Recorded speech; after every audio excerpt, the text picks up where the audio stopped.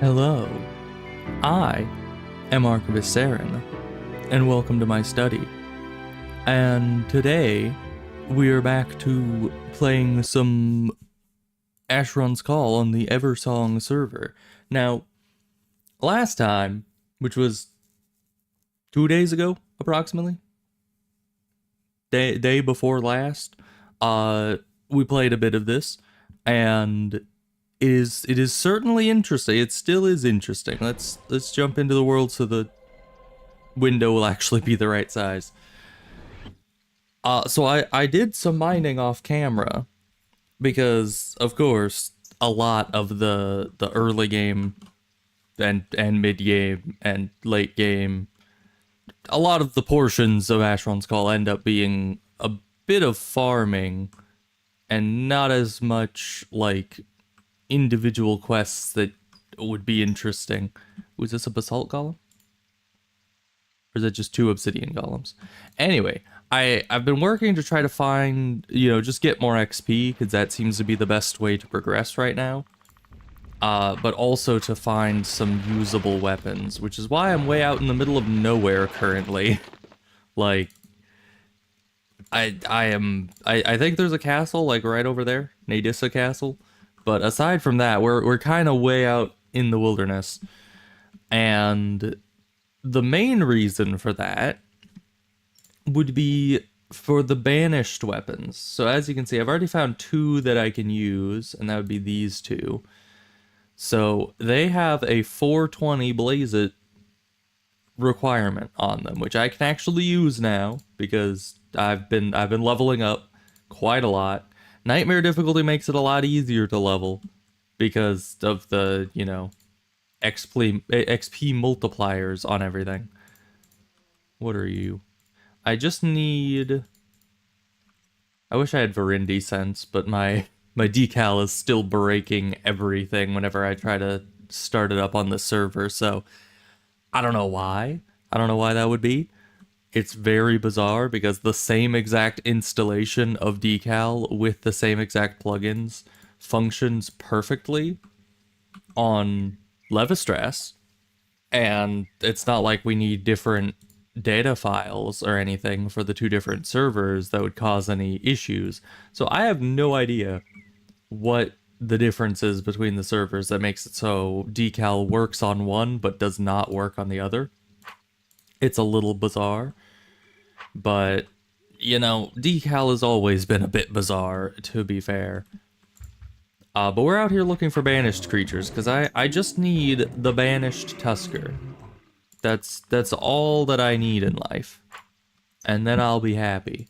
Because I do have these weapons that, that's a heavy weapon that has high damage, crushing blow and biting strike, which I don't know why the staff has that, whereas the spear only has crushing blow.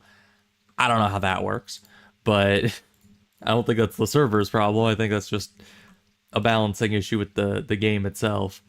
But the weapon that we're trying to go for is the Banished Point, I think it's called, and it's like a dagger that's fiery. And ironically, it drops off a Tusker, because I wanted it for a good Tusker killing weapon.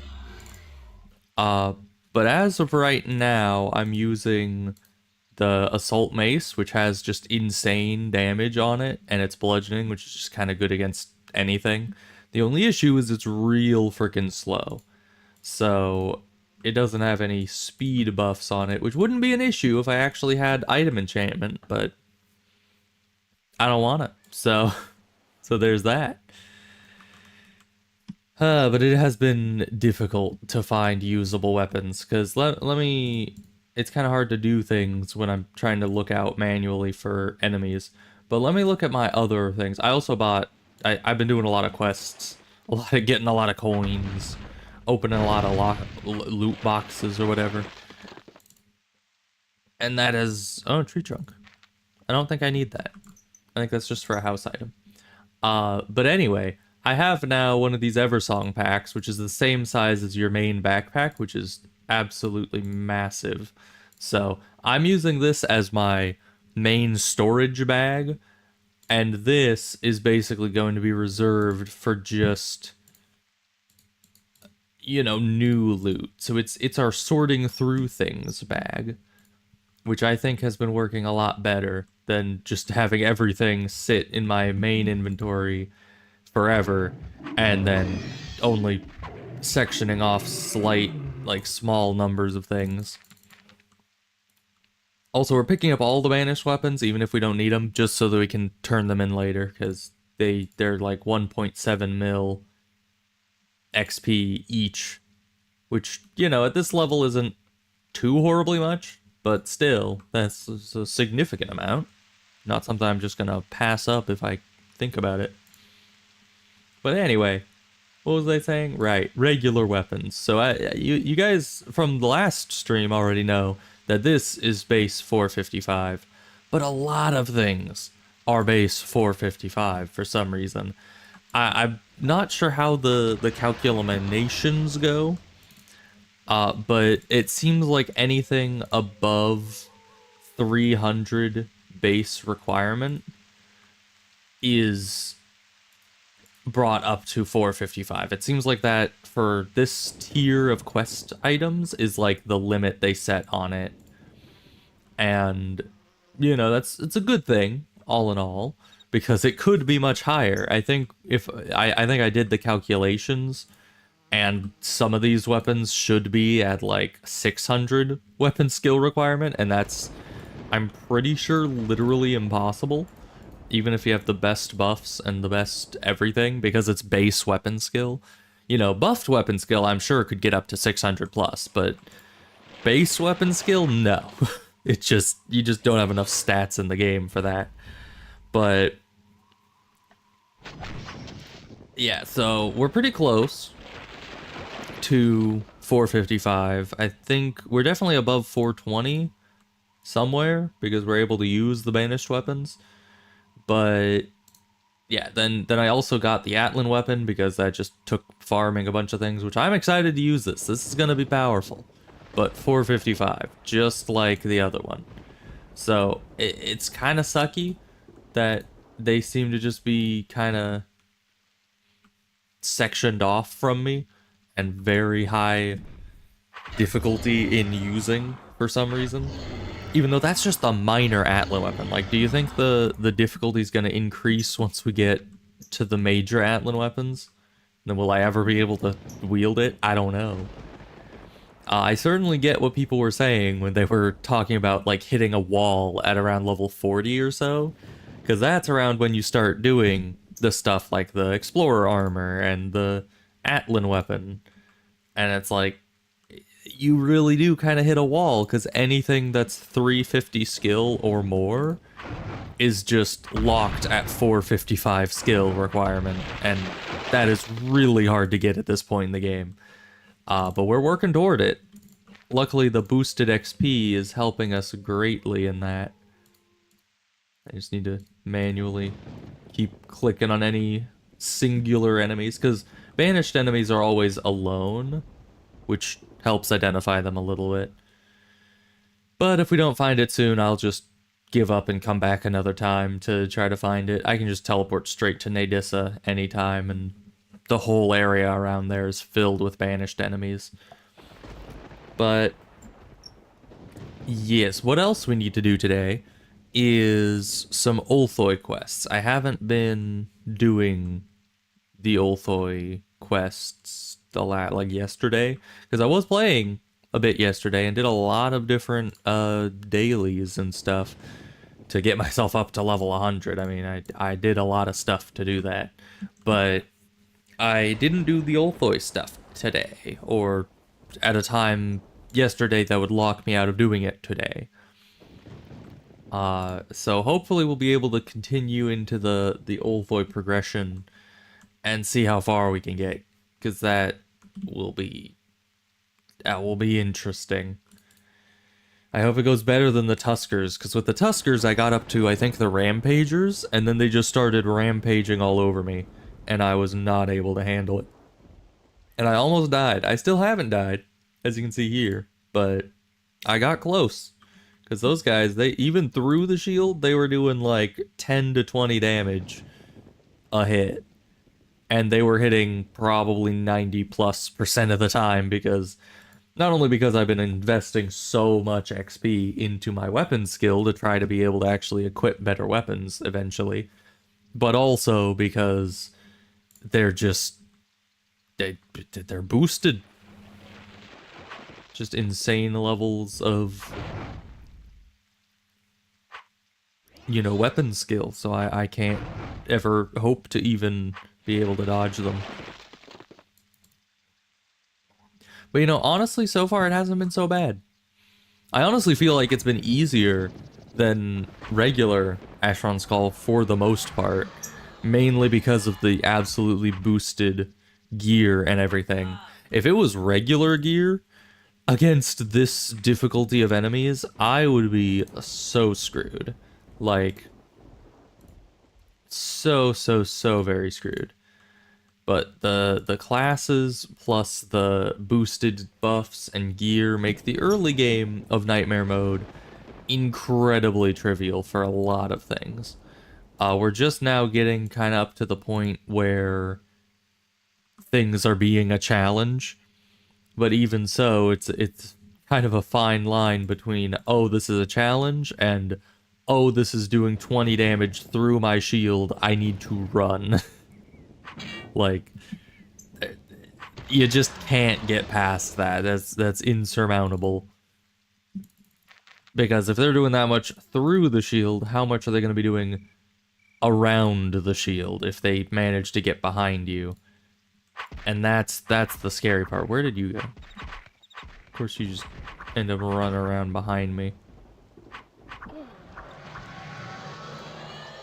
But yeah, I've been mainly using this weapon just because of its insanely high base damage amount.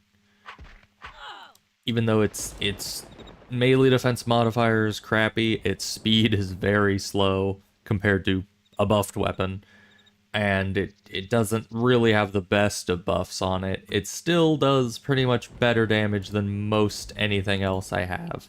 And bludgeoning is a very multi-purpose damage type, so it's been helping a lot to just be able to fight everything with one decent weapon, since we don't really have a weapon that covers every element. We only so far have where are they? They put they're still in here. Yeah, so we have an acid, we have an electrical, which funny enough are opposite elements, and then we have bludgeoning. And then we don't really have anything else. If we got the banished point like I was hoping we could get, which evidently we can't really find right now, then we'd have a fire weapon, or if we get up to 455 weapon skill eventually, we'll have a fire weapon. And if we can go and do the stone tool quest and get the rest of these gems, then we could technically have a weapon of every element just out of this. And then we have a bludgeoning with this once we get high enough level. I was planning on maybe... This is the Tusker side. I don't need to be on the Tusker side. I was planning on maybe trying to tinker this, because it's the 420 requirement, so, you know, but I've decided pretty much just to wait until I actually have enough. The old toy arcade right there. That's gonna mess me up. Because I'm gonna go in there thinking it's the first pincer dungeon, and it isn't. But anyway, yeah, so eventually we'll have some good elemental stuff going on, but for now we're just kind of screwed until we can get a crap ton more weapon skill, which I'm working on. I am certainly working on it. We just need a lot more XP. Why am I killing these guys? They're like level 5 compared to me. I do not need to be worrying about them. We just run on through. Oh yeah, I also finished the Seasoned Explorer armor. I got most of the way through doing that, you know, got most of the stamps on stream, and then just got the last couple off stream, and then went and farmed a bunch of letters, finished the Tusker Guard kill task in the process, got the rest of my gear, and then turned in all the letters that I found, which ended up with a freaking surplus of still 53 low stakes and 24 mid stakes tokens, because I just didn't gamble them all away yet. It was too much of a hassle to do all the inventory management, so I've just held on to the tokens for the time being. Alright, now it's time to just rip and tear for a minute here. They are quite easy at this level, luckily. The hardest part is going to be looting them. Gotta watch out for the pincer. And, of course, we need to loot the rest of them to see if there's lock boxes. Because that's... I do like how they've implemented lock boxes. It's pretty nice. Where are my coins? Oh, they popped into here. Okay. So, yeah, it does turn out that you do get coinage for repeat quests, which is quite nice for me. Also, I don't know why I got 2 quests for that. Maybe it's my level. Maybe you get different numbers of coins depending on your level. Because I was going to say, I've noticed quests giving 2 coins per thing recently, and I thought it was because I was doing higher level quests.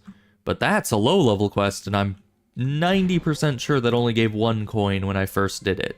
So it must have a ramping up effect, where the higher level you are, the more coins you get. Which is very nice, because that means that I won't have to farm for coins nearly as much as I thought I would. But yeah, our coin count currently is 241. I got the Eternal Stamina Kit for I think 200 before, and that's been very useful, because that means that I never have to carry around potions, which saves my burden significantly. And burden is probably the most important thing right now, given that we can just buy 100 slot bags for only 50 coins, which I also bought one of those. I'm currently trying to save up for the 500 cost infinite mana charge, because once that has been a thing, then I'll never need to worry about mana in my gear ever again. I'll just, every time it says, oh, this is low on mana, I just double click the thing, click on me, and boom, I'm full again. So that will be very nice for me. But aside from that, I still have a lot to buy with those coins. I need a lot of them. Like, the infinite dispel gem is gonna be a freaking godsend. Like, I don't know... I can't think of a single thing that would be more important in later game Asheron's Call as a melee character than an infinite dispel gem. Because that's the reason why I always spam the freaking cavernous Ulthoi chasm, is for infinite dispel gems, and even then, those can't dispel level 8 spells.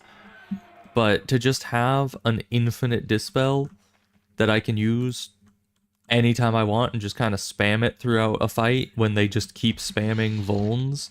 Because in some fights, I don't know how it's going to be on this server, but in the base game, at least, in some fights, if you get vulned, that's a death sentence.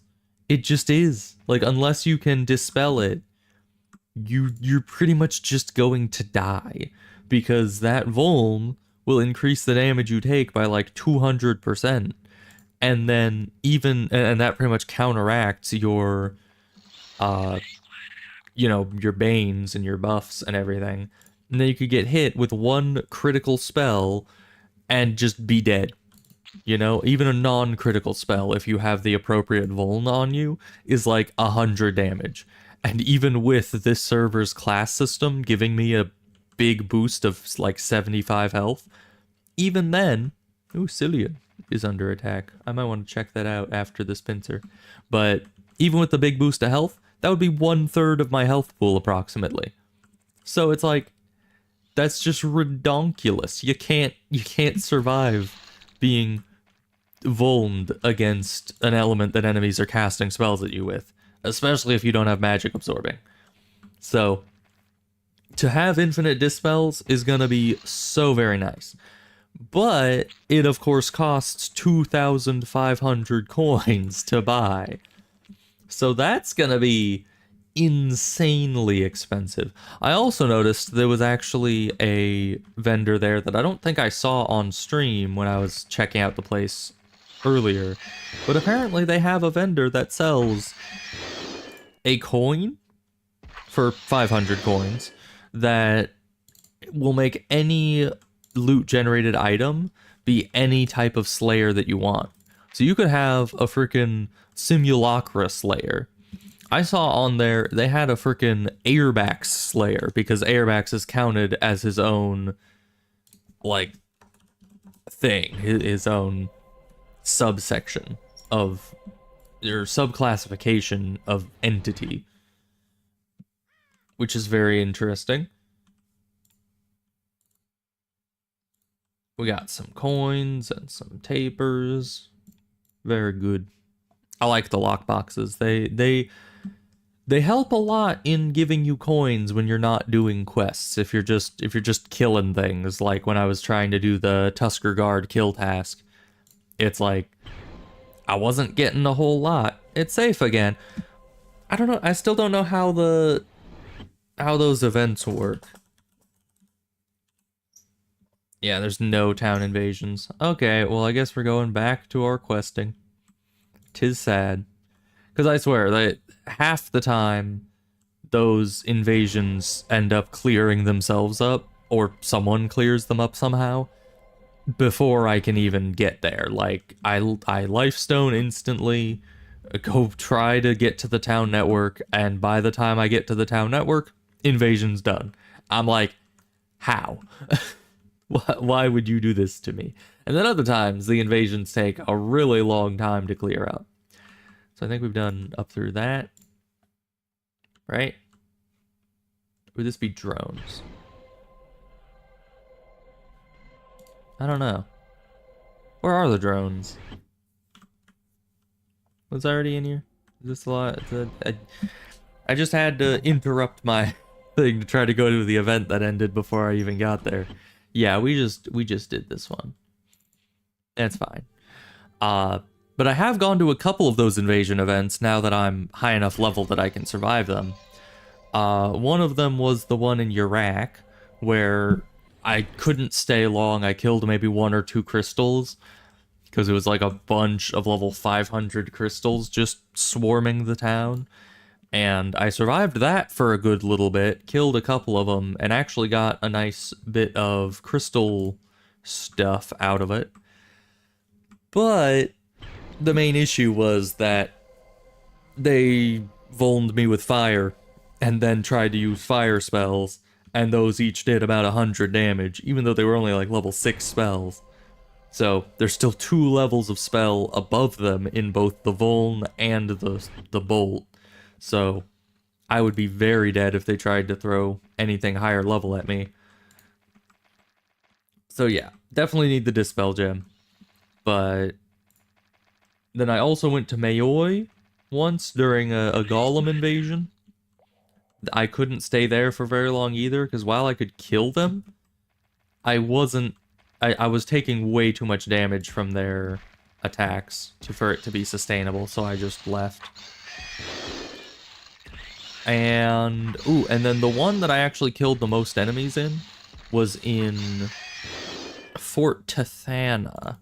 When their invasion of Banished Manuga happened, I went and got the Banished Monster Kill task, and there was like 100 Banished Manuga all over the frickin' town, and I was just having a frickin' blast killing them all.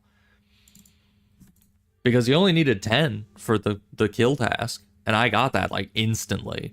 And the kill task was then done, and I got a bunch of XP for it. So that was pretty nice. And then I killed a bunch more to get, as you can see, all of these netcodes. These are only ones I haven't yet turned in. I had probably like 30 more that I gathered up from that, because each and every one of those banished monsters drops one of these. So I was just farming them as long as the invasion was on, which it was going for a good while. I don't know why some invasions last a long time and other ones are over before you can even respond to them. It might be like a randomized amount of time that the invasion goes on for, or maybe there's like a boss enemy somewhere. Aha. We need to test it. We need to see. Caecilian is overwhelmed. And I've noticed it says the realm on it, but usually even if I'm not on the realm that it mentions, I can still go to the place and it'll still have something going on there. So I don't know how it works exactly. I'm still new to the server. I don't know what the heck is going on. But I assume there has to be something a player does that ends the invasion, and it's just that I'm kind of slow to respond to them, I guess. Because I'm not always in a position where I can just drop what I'm doing and head straight there, whereas other people can.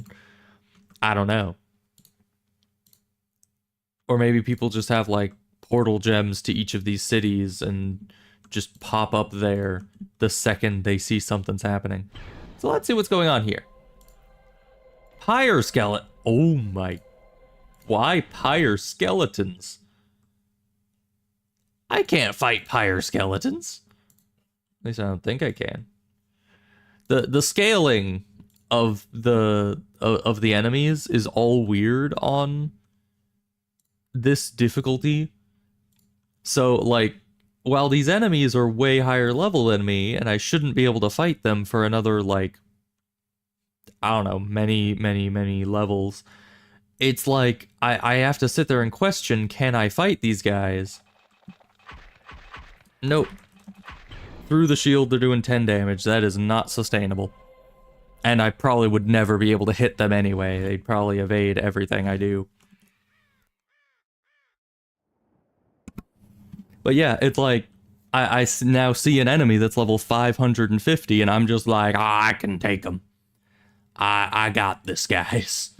Because, I mean, everything I have is just stacked with frickin' incantations out the wazoo. So it's like, I have better gear at this level than I usually do around max level. Why am I running to the town network? I don't know. So yeah, it's pretty crazy the way the whole thing works, and yeah, I don't know when Cillian's invasion is gonna end, because I don't know how many people can just face down a giant horde of those skeletons. Although that would be really nice if I was high enough level to fight them. It would be actually very efficient to fight them there, because pyre skeletons, I believe, can all drop Moyer coins. And they can also drop the pyre skeleton jaws, pyre shrouds, I think. All sorts of good stuff. So instead of farming Graveyard, where you have to deal with a bunch of other things, you could just wait until that invasion comes in and get them all for free. Alright, I don't really need to fight these guys too much. I think we can just run past them for the most part. But yeah, I've been investing pretty much all my XP for the last while into just weapon skill and weapon skill adjacent attributes, and hoping that I can get to 455, because it'll be a major power boost if I can start using the Atlan weapon. I mean, it always is when you can start using Atlan weapons, because right now I'm just using freaking a little ragtag assortment of random items that I found have a low enough wield requirement that I can actually use it. Everything else, all my like go-to weapons at this level, like the Explorer weapons and the Atlan weapons, and even if I were to upgrade the Sword of Lost Light, that would probably end up getting too high level for me. So all my go-to weapons have just vastly been increased in their wield requirements, and it makes it unsustainable to try to just use those. So I'm forced to improvise with whatever quest weapons I can possibly find.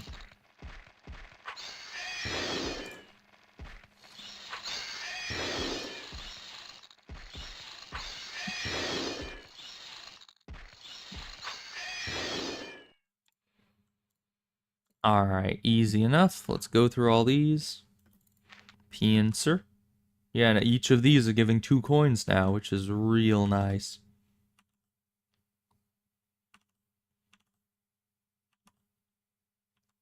But yeah, I certainly have qualms with the assault mace. And mainly it just not having a speed buff on it. It is kind of annoying.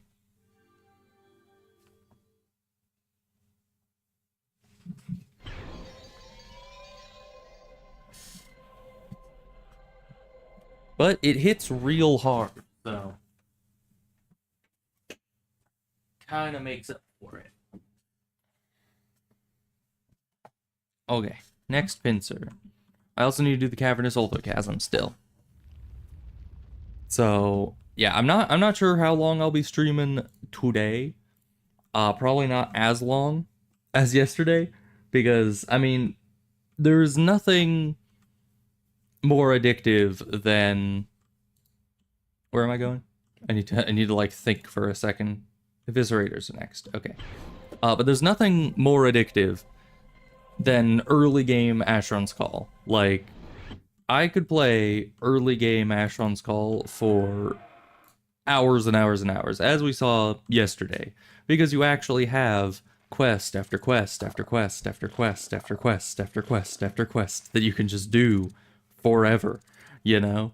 Like, you probably have, depending on lag, depending on how proficient at the game you are, you might have like a solid 10 hours worth of quests that you can just do one after the other after the other.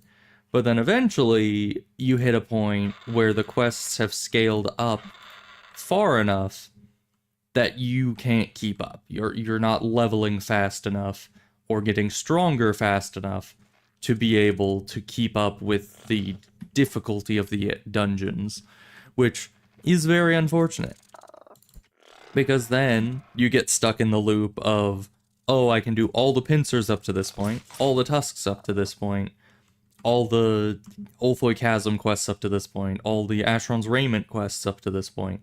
But then after that, I just can't go. They're too difficult.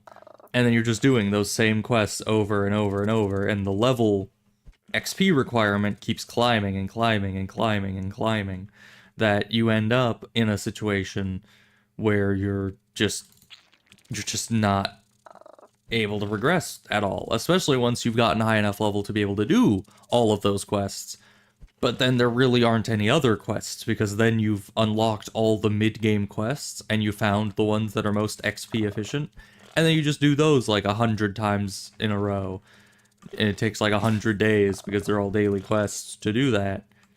And it's just such a slog at that point.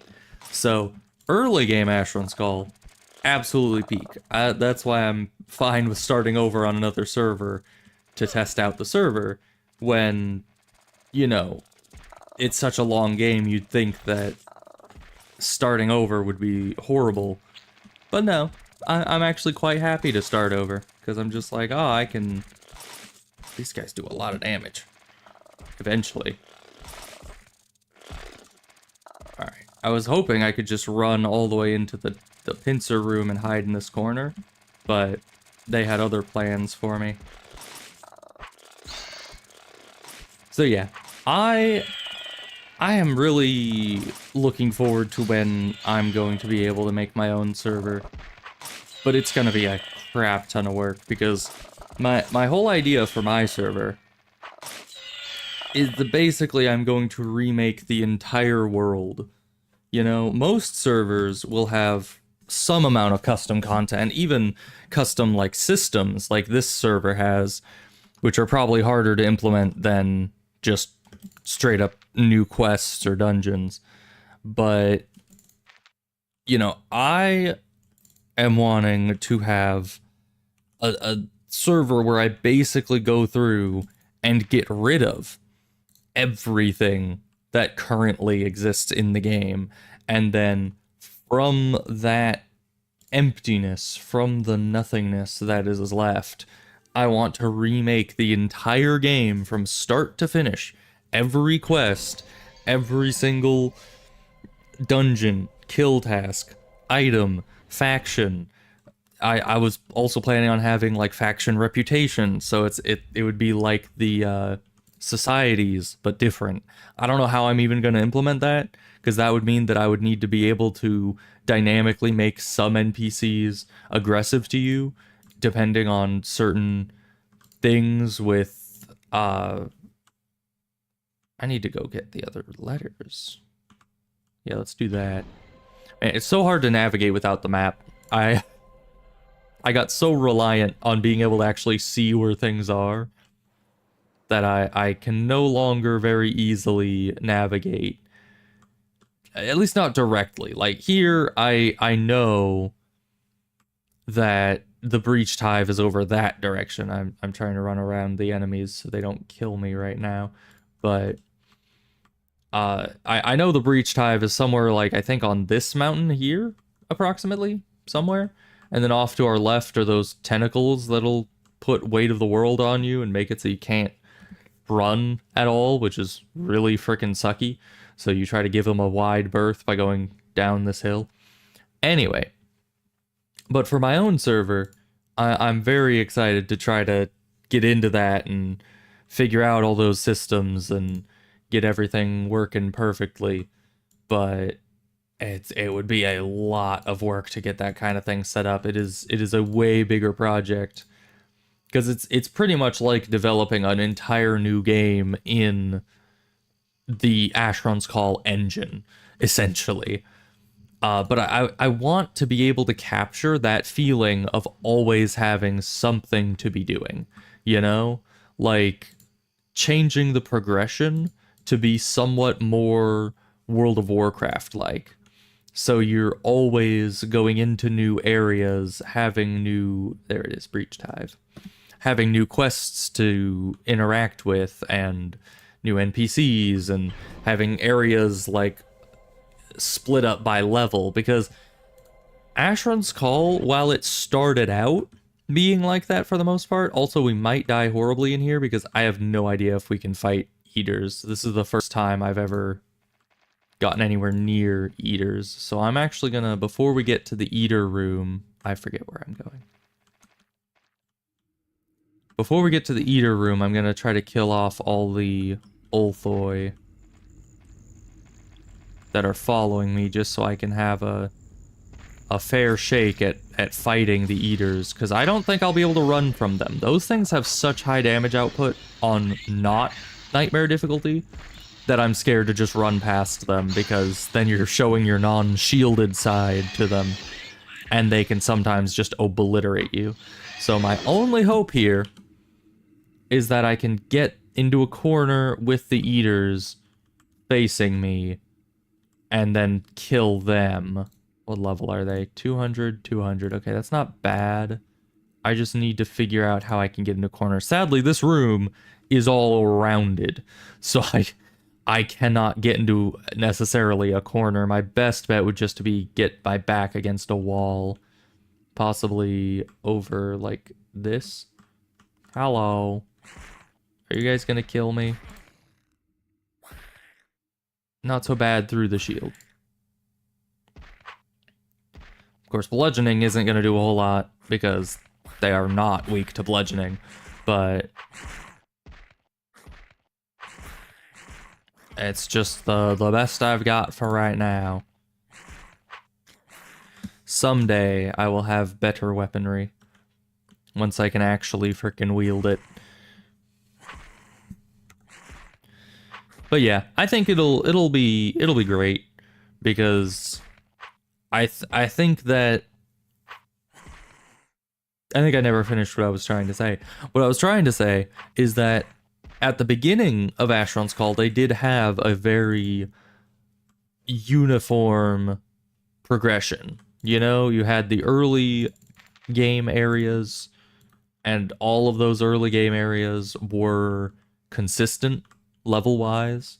You know, if you were level frickin' 5 and you were in one of your starter towns, you're not going to be seeing frickin' airbacks breathing down your throat, because you wouldn't find that in a low-level area.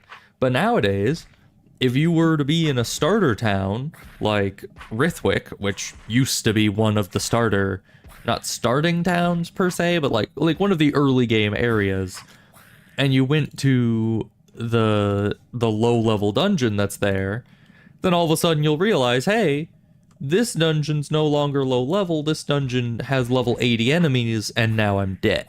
You know, like, that's a problem. So, as the game kept updating over, like, I think like almost 2 decades of development, it it just got really messy levels wise. So that's why I think that with my own server idea, I would definitely go back, wipe the slate completely clean, keep all the systems in place, but replace all the quests so you have much more consistent progression all the way from level 1 to level max. Oh, hey, Angel Wires. How's it going? It's been a while. Although they sure look weird. They are weird. They're level 200. I don't know if you have any context as to what the server's about, but there's actual Ulthoy on screen now. That's true. Yeah, the stream delay makes it difficult to make any kind of pertinent jokes, because by the time it goes through in the chat, then it's not funny anymore because the moment has passed. But yeah, so I'm trying out a new server. Where am I going? I don't need a lifestone. And yeah, this server has difficulty levels on it. And I decided, because I'm an idiot, that playing on the hardest difficulty is a good idea. So as you can see by like my shield, we are on nightmare difficulty. All the different difficulties are like separate servers that are all played simultaneously, kind of side by side on the same server. I don't know how they do it. They're using like the Asheron's Call Realms system, which I'm still not fully sure as to how that works. But yeah, so I'm on the hardest difficulty, which means that everything is scaled up. All my items, weapons, armor is all scaled up incredibly. As you can see, my explorer gear is full of incantations, but at the same time, all the enemies are scaled up incredibly, such as an Ulthoy warrior, supposed to be level 115, is level 288. So it is certainly an interesting take on the whole game. But it's been pretty fun. I mean, you get a lot of XP, you level pretty quickly because everything is freaking boosted to much higher level than it's supposed to be. All the quest XP is improved. You can get these coins from doing quests, and the coins can be spent to buy special rewards, like this eternal stamina kit that I bought for like 200 coins. That's pretty nice. So I never have to worry about freaking stamina potions or training cooking or anything, which is quite good. A lot of times for Swing 2, that is also something that I should bring up. Yeah, so they also have a class system, not a class system as in peasantry, but a class system as in you can choose your class. And it is, I like how they did it, because it isn't a restrictive class system like how WoW does it, where it's like, oh, you're a hunter, so you can only ever use hunter abilities for the rest of your life. With this, it's more of like a singular perk point that they give you that you can invest into a class that gives you certain passives and buffs and stuff like that.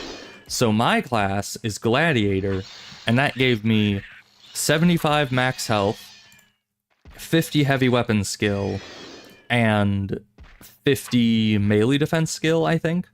And then as passives, it makes it so I hit twice and can cleave to one target with heavy weapons, which means that essentially I'm a two-handed character that has the damage output of freaking heavy weapons, which has always been much higher than other weapons, and I can have a shield, which I'm very happy about, because that means that I can actually have magic absorbing on the equivalent of a two-handed character, and it's so powerful.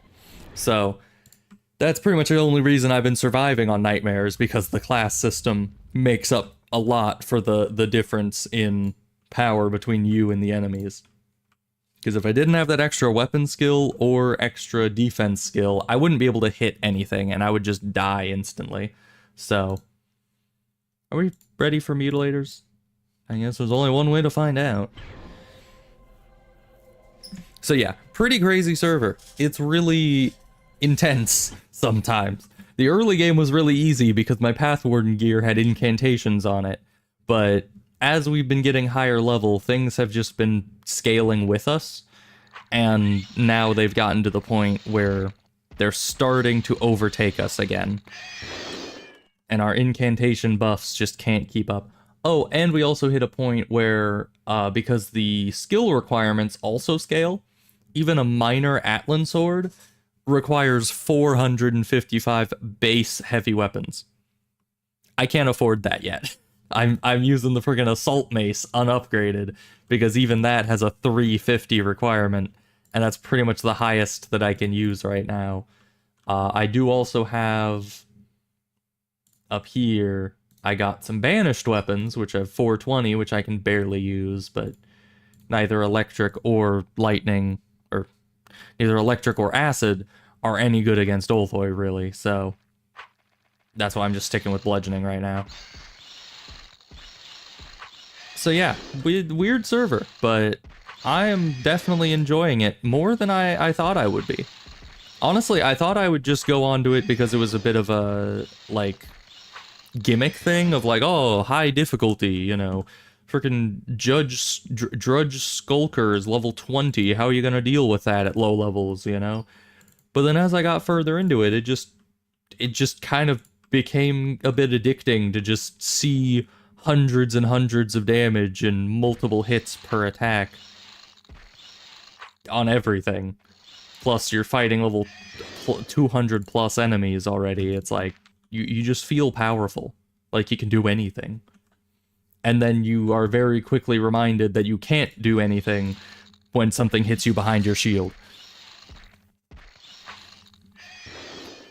Yeah, I definitely agree. Like, have you seen the server called The Tower, where they turned Asheron's Call into a roguelike? It's like, it's crazy what you can do in the framework that Asheron's Call provides, you know? I feel like The Tower could still use a bit of work to it, or like with the concept. I feel like I would have gone a different route than they went, because they went more like, oh, there's certain levels, and each level has a bunch of enemies, and then you need to kill a bunch of those enemies to get the meta currency. You haven't seen that server? Oh, okay. Well, I'm explaining it right now, as it turns out. But yeah, so you get the meta currency from killing a bunch of enemies, and you get a bunch of levels, and then when you die, you get sent back to spend that meta currency, and then you have to start from either floor 1, or if you have different like checkpoints, you can start at different floors. And so you go through, and then you kill a boss on each floor to get to the next floor, and so on and so on.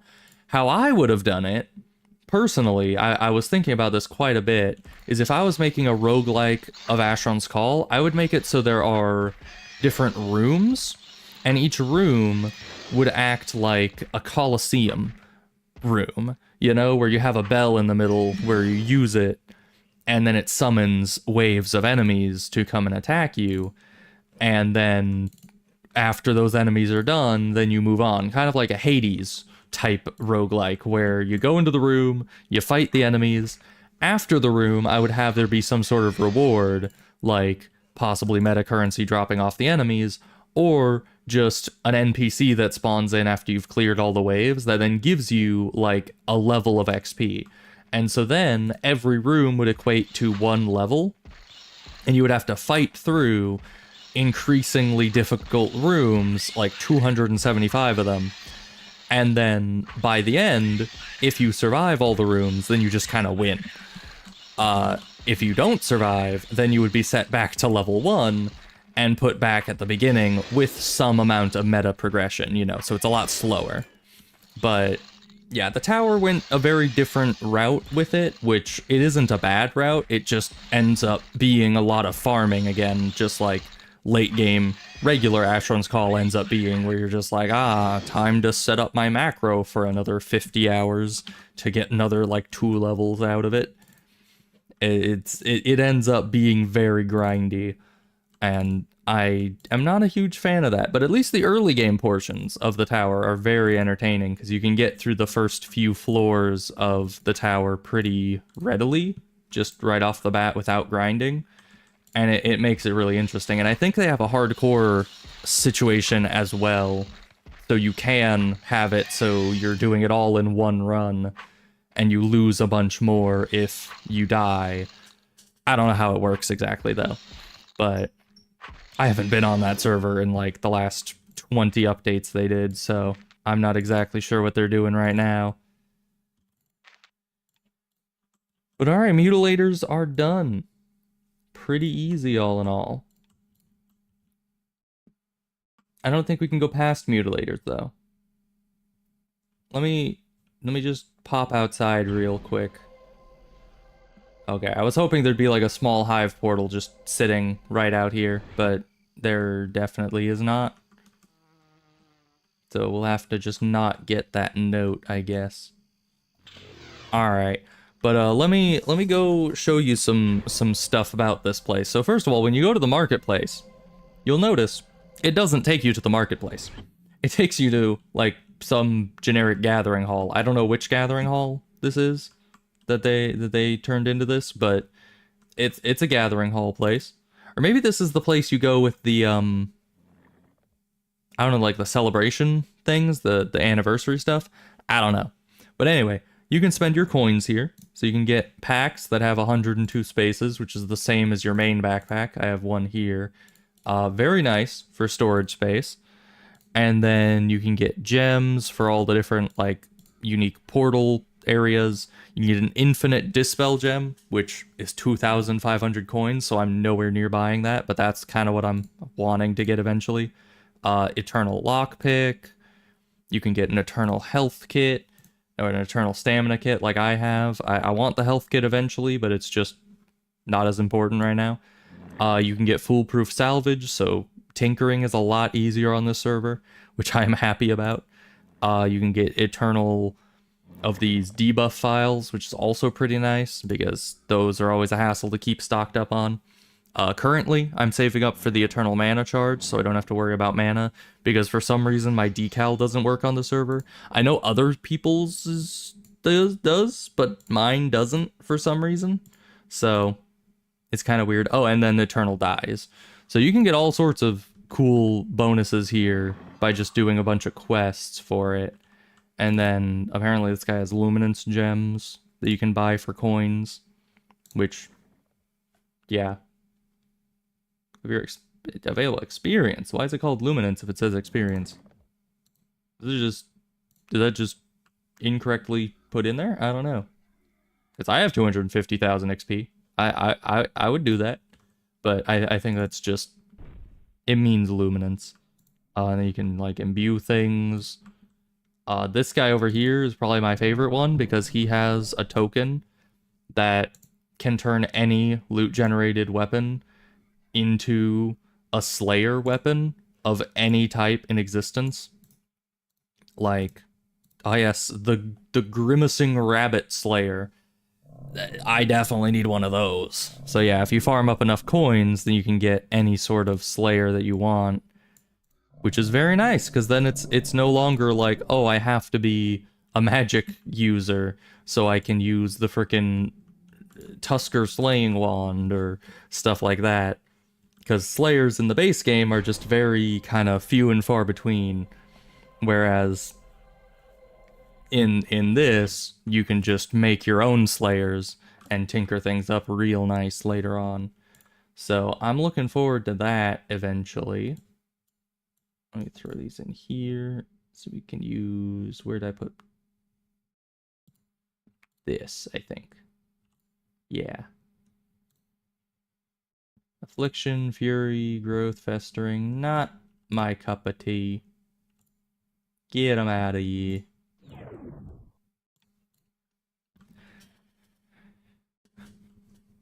If your weapon looks at me the wrong way, your weapon will do 200% damage to it. It's true. Rip that guy's rabbit, though. What even is a grimacing rabbit in this? Is that like Pookie? Is that son of Pookie? I don't know.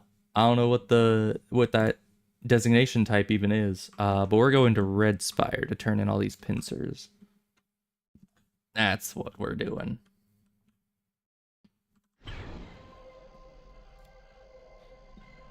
So yeah, I'm definitely thinking about making use of that someday.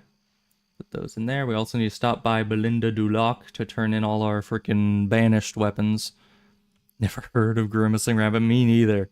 But evidently it exists. There was even an Airbax slaying token. So because Airbax is his own like variant of enemy, you can get a weapon that just does bonus damage to him specifically, which I think is pretty cool.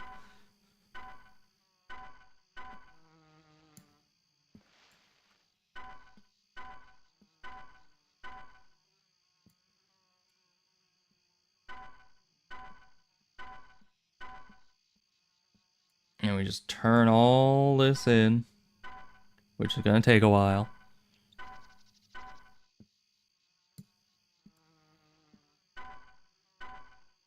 We're not even leveling. We've gotten too high level too fast. We've out leveled everything. There we go. We just had to have the high level pincers being turned in. Too busy. Stop trying to tell me about the quest I've already completed and let me complete the quest that I've completed.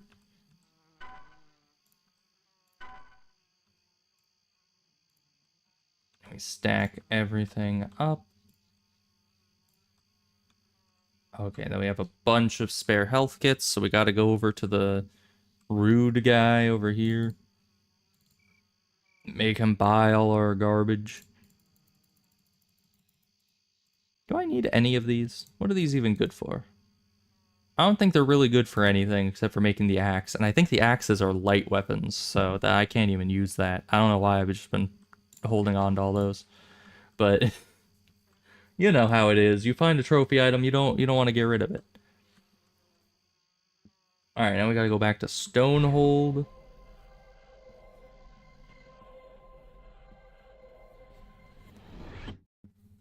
Which would be Alluvian. Then we have some Ulthoi Ichor, or Ichor, or however you pronounce it. I never know. Oh yeah, we have more in here. We have a lot of these. I was killing a lot of banished creatures. I think they're in this house. Okay. Take all the garbage. Oh, now it's 1.8 mil. Used to be 1.7 mil last time I was here. I think it's because it's percentage based. Still have all these. Don't need any of them. I think it's Ichor. I don't know. I also think so, but it's one of those things that every time I say it, I end up second guessing myself, and then I just end up saying it both ways. So maybe that's just the safe bet, is just always say it in both ways so that nobody can be mad at you.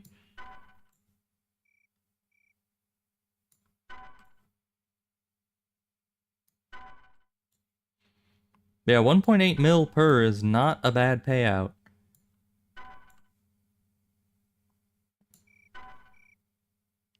Okay, I do not need this list of hunted creatures. We can... Is there a town crier around here? Not really. Okay, well, we'll do that later. We need to go to Greenspire to turn in our letters. And so you get everyone mad at you instead? That is, honestly, yeah, that's true. I mean, pronunciation is a very it's a weird topic because a lot of people get upset about a lot of different things when it comes to it. And you can never know. Oh yeah, as you may also be able to see down here, although it's pretty small on the screen, someone hit their 46th level of enlightenment. So the server has, I think, up to 100 enlightenment levels, and I think it starts out easy to enlighten and then gets harder as you go further along. But you also gain these. Why did I get a... Okay. I just got 4 different things of coins from that, but I'll take it. Anyway, but yeah, you get this stacking thing from doing unique quests on your character, in which you will be getting 0.025% increased XP per point you do. Let me actually check mine. I think... Is it just QB? It is. Okay. So I'm currently getting 4.6% more quest XP because I've just done apparently 184 quests, and that equates up to that.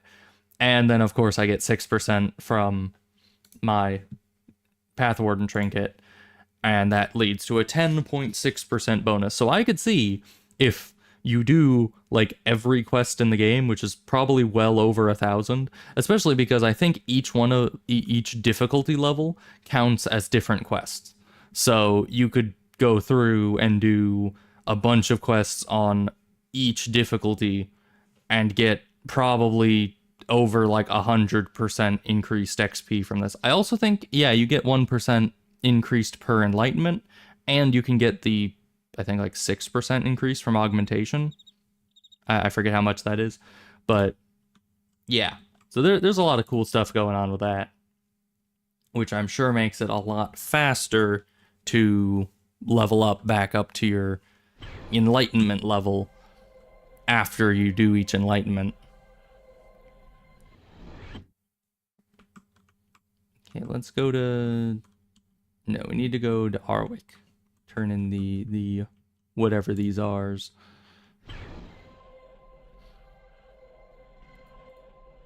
I still need more crystal fragments for my shield eventually. But in the short term, I do have another weapon that I wish to pursue, which is a princely runed weapon. Why is there just a braced mana forge key on the ground? I mean, I'll take it. I'm not gonna say no to a braced mana forge key, but who knows why it's there? I certainly don't. But yeah, so the princely runed weapons, the reason why I want to get one of those is not only because they're amazing usually, but also because they only have a level-based requirement and not a skill-based requirement normally. So if I can use a level 100 requirement weapon, then that might be a better weapon without me having to get up to the 455 heavy weapon skill. I just need to remember how the heck I do that. I have one sturdy steel key here, but unless I'm very lucky, my first sturdy steel chest is not going to have a heavy weapon princely runed thing in it. It usually takes a lot. I also need to figure out if I can actually survive the enemies around here, which I don't know if I can. I mean, they're approximately the same level that I was just fighting in Ulthoi, but these guys can cast spells, which usually makes them much harder. Case in point, bro just turns around and is immediately just like, spells, you say? I can do that. Yeah, mutilators down there. So we can probably farm mutilators in the dungeon to get sturdy steel keys, because I think anything of around the baseline level 115 area can drop them. But I'm not quite certain on that. I just want my princely ruined weapon. It also doesn't help that because my decal doesn't work on this server, I can't scout out all the sturdy steel chests. Yeah, 41, their spells don't always scale up very well. So, you'd have an enemy that's like obliterating you, and then they throw a spell at you, and it's like real wimpy. But the real danger comes in when you've got all... Why did it just open my inventory? I was trying to heal, and I guess it just ate the input of me trying to select the healing thing. But yeah, the issue really comes up when they're either spamming spells like this, or if they were to throw a fire spell at me, because I'm vulned. Like that. Ow. I hate spells. I need to go do the Sanguinary Aegis quest someday. But then that'll leave me completely defenseless against just a frontal assault of regular attacks, so I might just wait on the magic absorbing until I can get, like, the... Oh, there was a chest here. I didn't even see that. Alright, give me good weapon. I mean, close. If I get another 20 levels, then, I'll be able to use this, but look at this. Yeah, and it only has the level requirement. That is so good for me. But it has every incantation you could ever want, plus Gossamer Flesh on there, and insane damage, and insane stats for this is going to be, like, life-changing if we can find a princely ruined heavy weapon. So that's why I was waiting for level 100 before I could do that. Iconic might be tough to get, yeah, for sure. And just tough to use. Because, as I said, the enemies on Nightmare difficulty do some serious physical, like, melee damage. And if you don't have a shield between you and them, you're probably just kind of dead. So that's why I went with a shield user, is because I kind of figured things... Oh gosh, Crystal Lord, no thank you. I figured things would go poorly if I didn't have a shield. A profane, you say? Can I kill that? Probably. It's only level 250. I've killed level 250 enemies before. Have at ye. Of course, bludgeoning is not my go-to choice for Verindi, but I don't have a good fire weapon yet.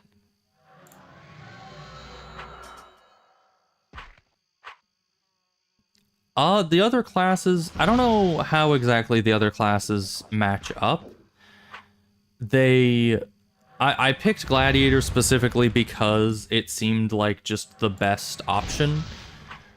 And because I was going on Nightmare difficulty from the get-go, I've been pretty much exclusively on Nightmare difficulty since level 1.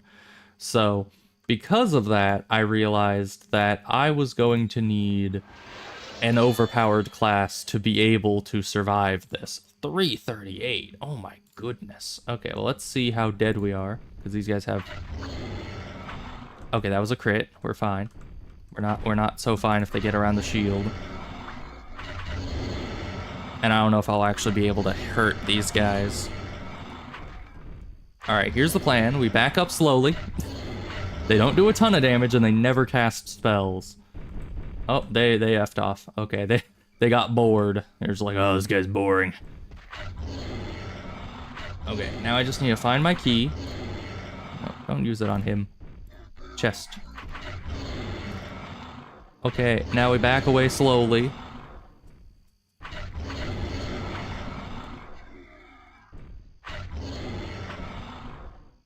Because, yeah, if they're doing this much damage through the shield, I do not want to know how much they do without the shield up. I'll just take the back away slowly method. Can you guys, like, F off like you did last time? Earlier, I tried to freaking kill them, and they just gave up after 2 seconds. This time, they're like, oh, you took our loot. We can't be letting that slide. Kill him.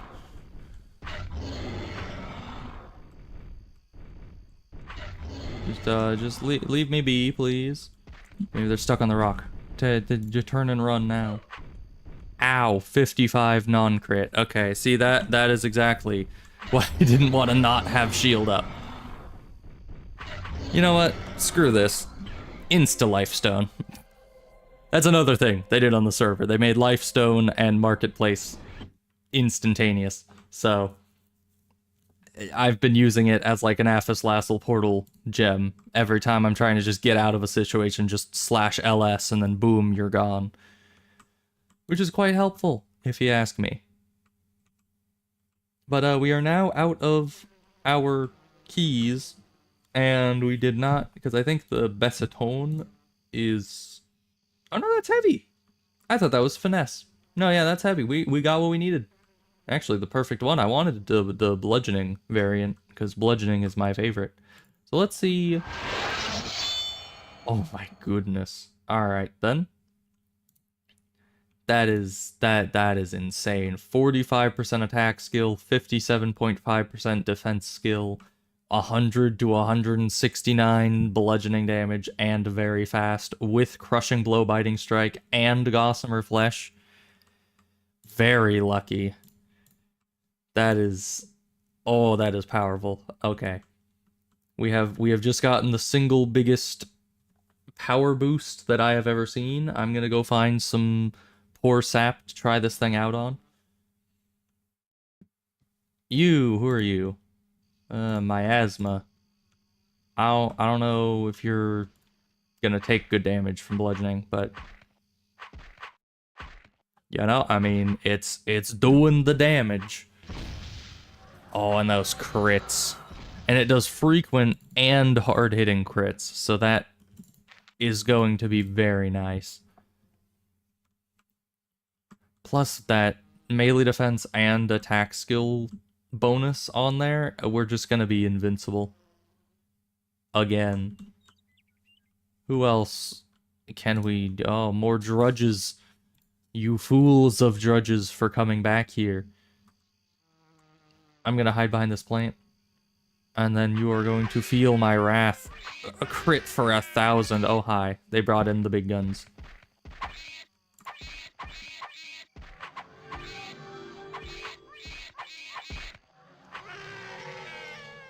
Don't debuff me. Don't drain me. Don't gossamer flesh me. I'm supposed to gossamer flesh you. That's how this is supposed to work.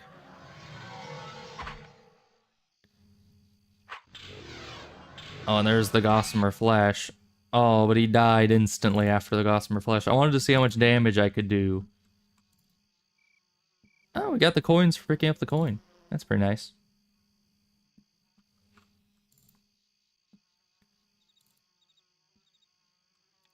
Okay, none of them drop more keys, so that's sucky. I'm gonna go turn this in, because I think for each coin that you turn in, that's like a unique type of enemy. I think it technically counts as a different quest, because you get a different title for each, I think. So I'm gonna try turning this in and see if we get more coins for it.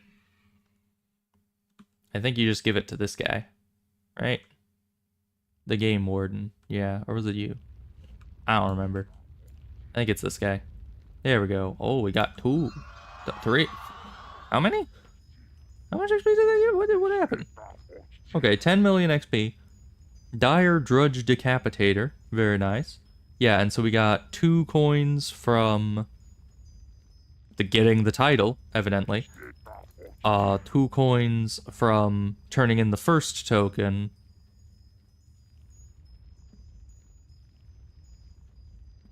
And maybe 2 coins for... Because we got a lot of them.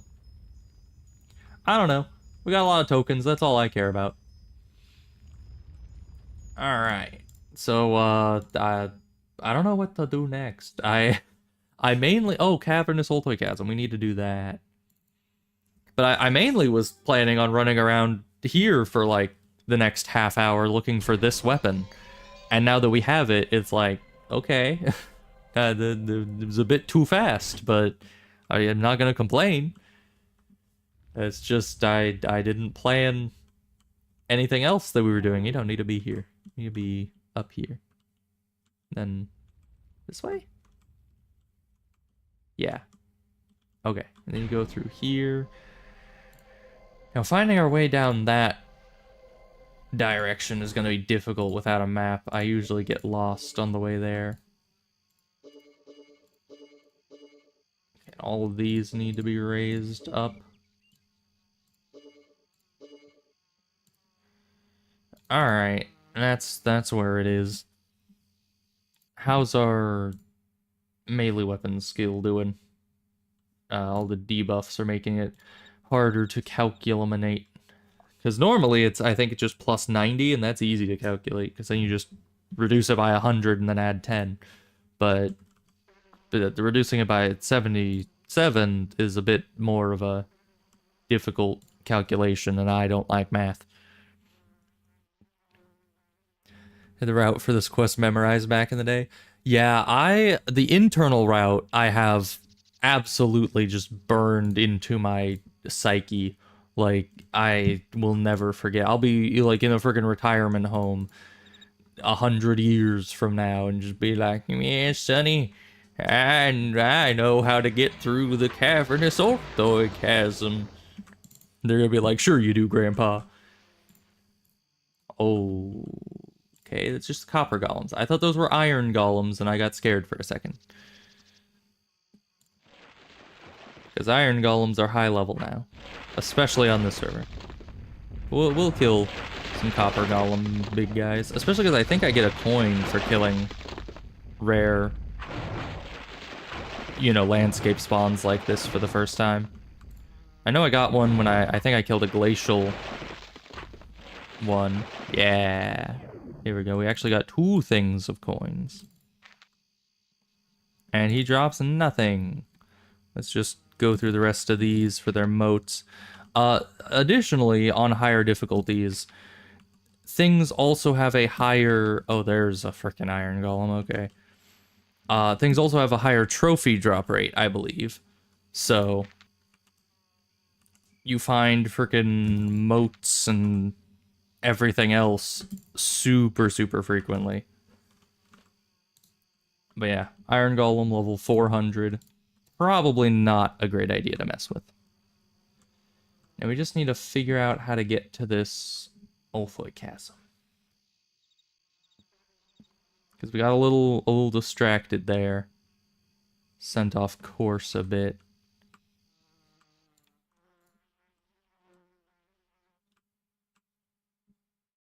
I know it's in like a big forested area, but I just don't know where that is in relation. What the heck is that? Well, since I've never run across this before on my route there, I'm guessing I'm lost already. It's been like 2 minutes. I just left the place. How did I already lose my way? I really need to figure out how to get decal to work, but that would probably require me asking on the Discord, and you know how bad I am at that. Because yeah, it's really weird. I was explaining earlier in the stream that my decal, it still works on Levistras and every other server I've ever used decal on, but specifically this server, if I try to log in with decal enabled, it just blacks out the whole screen, and I can't really log in that effectively. And even if I manage to log in, you can still see everything around here, but then you can't see the UI at all, which, needless to say, it would be kind of sucky if you can't see the UI. I might need to look up where this is. Just, you know. Let's see. Can't get your old chasm. 07 and 44.7. Okay. We need much more south and much more west. Much more southwest. So yeah, I wish my decal would work. That would make me happy. Because then I could have my go arrow and my map. Like, I don't even need anything like super fancy. I don't need Virindi tank. I don't need the macroing. I don't need nothing like that. I just want a map that actually works. Because, I mean, this map, it tells you approximately where in the world you are and major cities nearby. But other than that, it's just like, nah, you're on your own. I have no idea where the heck I'm going from that. And then that leads me to have to look up everything, which isn't always the best. But I think this is the woods we're looking for. So we're almost there. Oh, and our debuffs ran out. So yeah, that's at 441, I think. Is it? Somewhere around there. Which is actually pretty dang close. Kind of sad that by the time I actually got this is when I'm getting like within 10 points of being able to use this. Alright, so we're almost at the 0.7. Okay, 0.7, then we just go west. I think it was 44.7.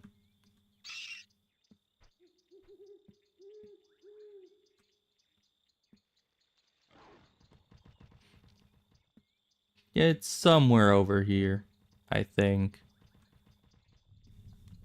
If I can remember. Yeah, 44.7. Yeah, there he is. Okay. Now, we just have to go in here, do the quest, and then find our way back here again, because the only surface portal is at the very bottom of the very last one, which I'm not even high enough... Am I high enough level to go into? I wouldn't survive it. That's for sure. But I might meet the level requirement. I think the last one is 100 plus.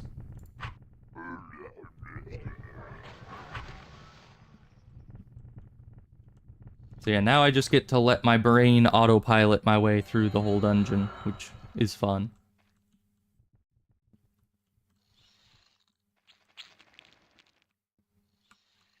Because yeah, because of the dispel gems you get from this ended up being like my #1 daily.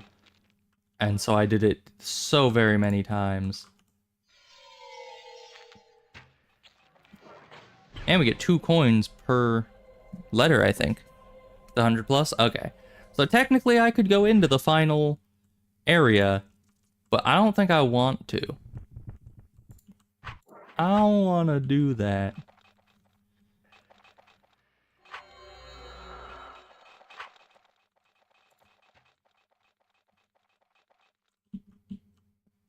Oh, so I've been rewatching Code Geass lately, and you know, it's just as peak as always.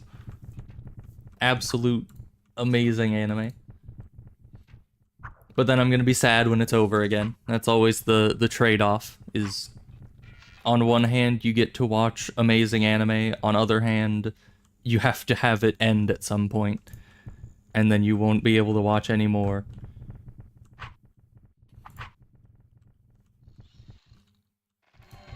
Alright, level 250 swarm soldiers. That's great for my health, I'm sure. High dead body in a path warden robe. You see a lot of those. I don't know why. I mean, I kept the path warden gear until I was like level 80, but even so, that's because it has incantations on it. You can't really replace that easily.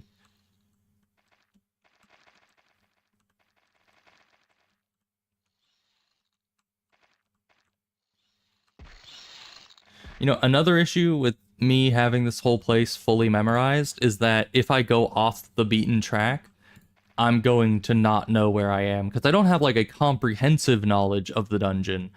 I just know the route from beginning to end very efficiently. So if I go off that route, I'm just gonna be very screwed, because I'm not gonna know how to get back on track very readily.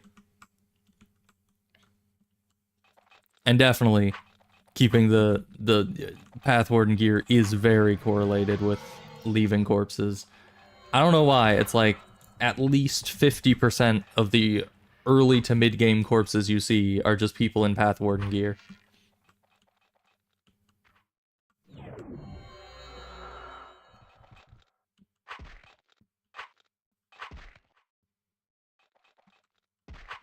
I mean, they're doing some damage. Not like a ton. Let me just heal before we get to the Ulthoi section, because that's where things really start to get spooky.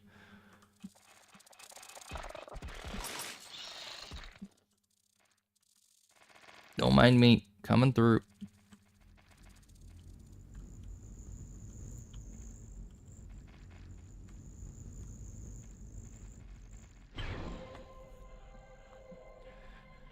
Now, what level are you guys?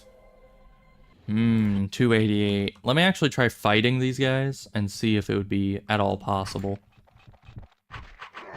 Why are you behind me? I'd rather you not be. I mean, I think we just got a couple crits on that guy, so he went down real easy.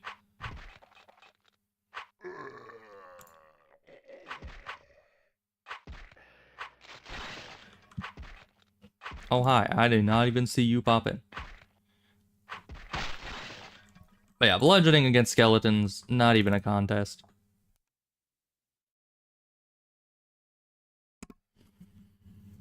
Alright, I think we might be able to do this level if we go slowly and carefully, and we not let these guys just teleport behind us. Oh, Iron Bakur is under attack. That's nice.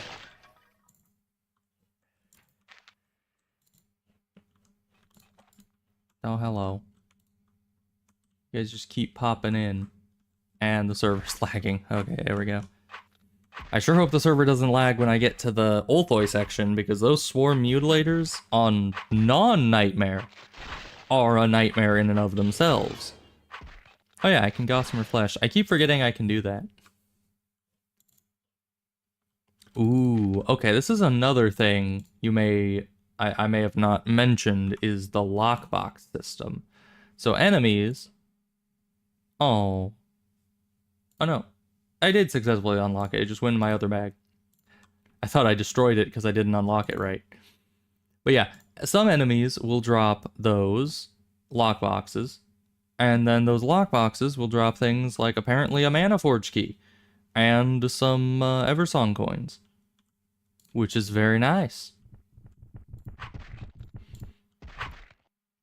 It's literally like World of Warcraft lockboxes, except everyone has lockpicking, and you don't need to go and beg some random rogue to unlock your stuff for you.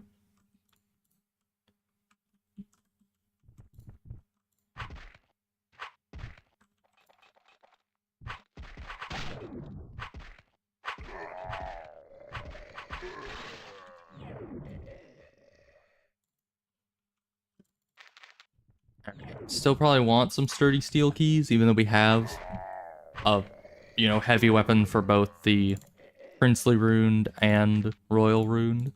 It probably is still useful. Man, and then just wait until we get to level 140 and we can get the red ruined. I mean, that's gonna be super overpowered. Especially because there's... Ooh, armored skeletal torso. Yes, please. Which is funny, because I don't even have a house yet. I don't even know if I'm planning to get a house, but my brain is just like, ah yes, house items. Must grab.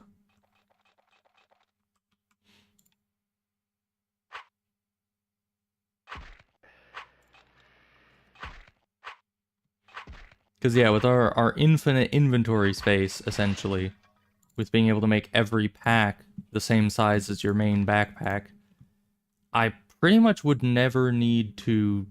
That's a lot of enemies. We're gonna pull them back to the corridor here.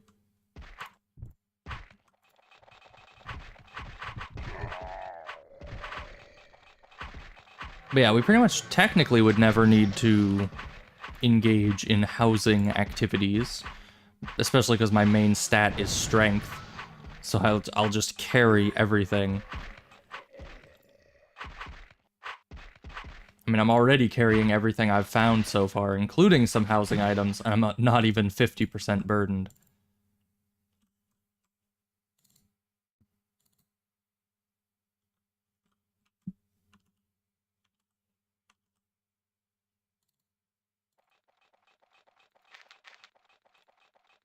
Is that a full skeleton, like armored skeleton guys already? I think it is. Because I think it's just the legs, the torso, and an arm that you need. But maybe not. We'll see. But as you can see, the torso already has an arm on it. Yeah, no, that's the full thing. Wow. Well, ain't that convenient? And then the armored undead legs. Yeah, I have my armored undead body up here somewhere. There we go.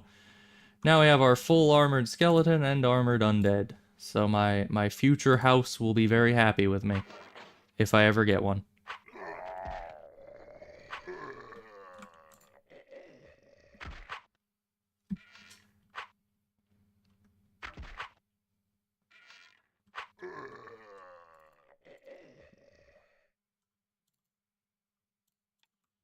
Man, I am pretty scared going up to the...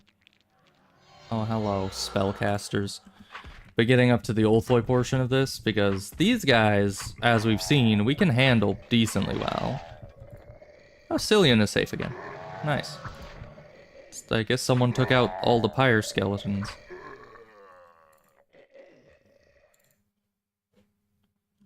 Another gold lockbox. Mind if I don't. Let's just get some free stamina going here. There we go.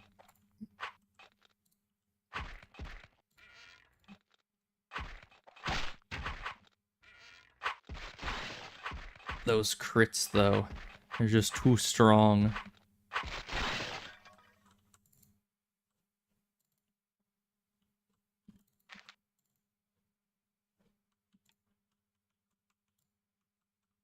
But now we have like 3 different active effects that can happen on hit. We can either give them Gossamer Flesh and kill them better, or we can put on, or we can like get a crit and kill them better, or we can use our Aetheria of Destruction, which then kills them better. It's essentially just we wait for things to proc as we just slam our weapon into the enemy over and over. Alright, I'm gonna run through this room and then fight them on the other side, methinks. Because there's a lot of enemies in here, and I'll only want to be fighting the ones that actually end up following me. Everyone else, we can just leave behind. I think we got some Ulthoi back there, yeah. But they're not the Mutilators yet, so... And I just one-shot that guy. Okay, I just one-shot that guy too. Alright. They came to the wrong house, I guess. What the heck? I think I crit them, and that's why they just got obliterated, but I don't know, maybe this is gonna be easy. Maybe the Ulthoi are pushovers because bludgeoning damage.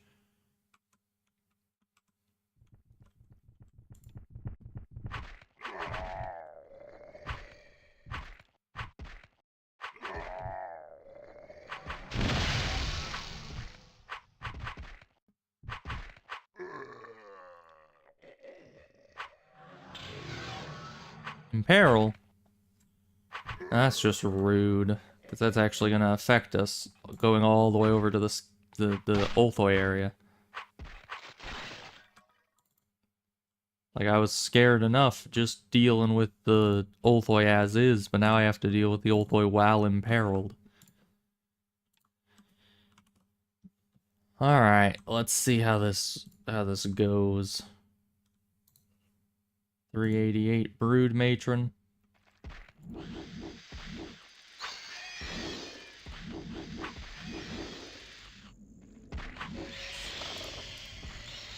Alright, so far so good. We're just ripping and tearing.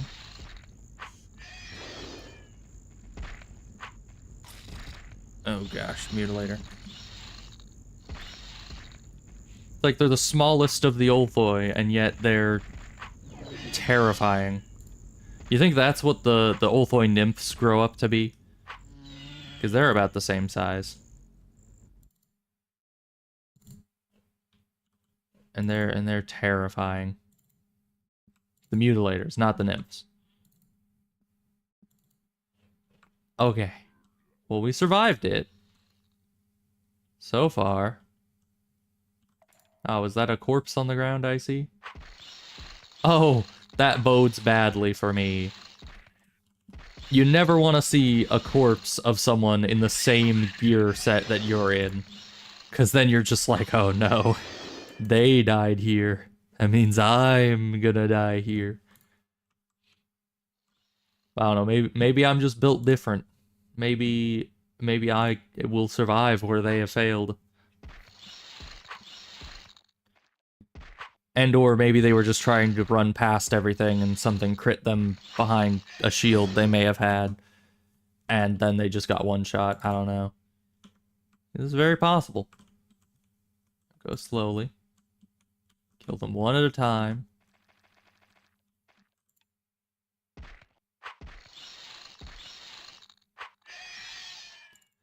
Yeah, it really is just either you're doing small damage. Oh, out of mana. At a time like this. You see, that's another reason why I wish the decal was working. So I could have the freaking auto mana stone thing. But no. No mana stone for me. I have to remember it manually.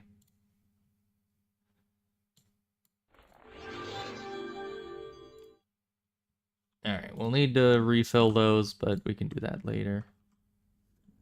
Okay, hello.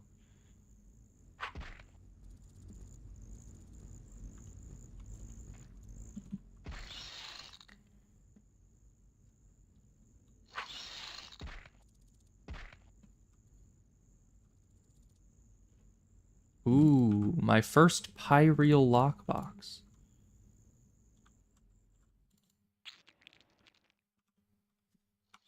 While they're running over to us, let's get some stamina back.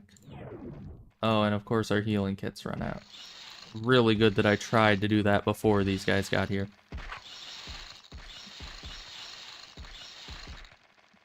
You guys stop trying to, like, flank me? It's very rude.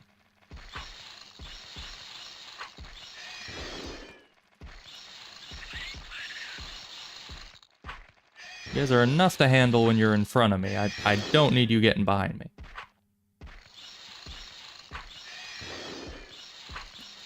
Luckily, this weapon is the GOAT, and so we don't have to worry too much about it. More lockboxes? More lockboxes. Yes. And let's stamina up just in case we need it. Even though I think there's only a couple left. Oh, there's none left. Oh, good. Now, I don't think we can go through the entire last area, because these things are scary. These things are not to be trifled with. Also, these should be in our main bag. So I might just leave. You know, just use this as an area where we can get some respite. Respite? Respite. Okay, let's try that. Try the gold. 98%. That's pretty good. What about the Pyreal? 95%. That's good enough for me. Okay, what do we got? Gold P and 10 coins. 12 coins plus 5 coins, I think, for it being the first one I've opened. And some prismatic tapers. And you, a stipend, and another 12 coins. Ooh, buddy. That is some good money right there. I have literally never bought spell components. All my tapers are just from randomly finding them in lockboxes. And I think I've only ever gotten one stipend legitimately. All the rest I got through those lockboxes. So it's pretty common that it drops one of those, which is nice. But we're gonna go turn these in and be happy. Let's see. Need to use one of these on that. See if it's any good. Destruction, destruction. I mean, I'll take destruction over vigor destruction. Usually. Use that on that. Okay, I need to clean out my bags a bit again, because everything's just getting a little messy. But it's fine. Let's see. So we need to go to, I think it was 44.7 and just 0.7. So yeah, evidently every time I go here, I'm way overshooting it on the east, because you really don't need to go that far east. You just need to go north-south. So we'll just head south and hope for the best.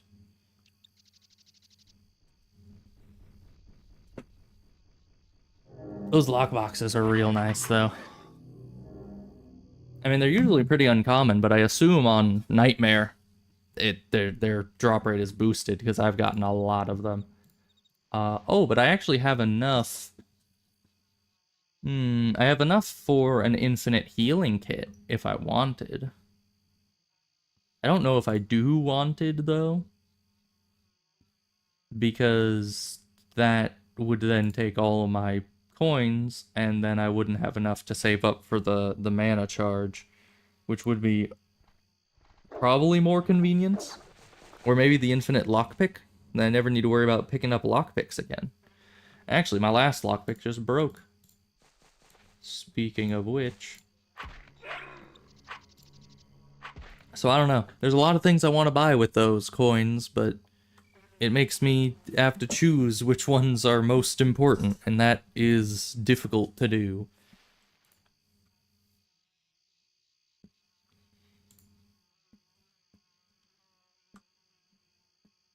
Alright, yeah, that worked a lot better. Just head south.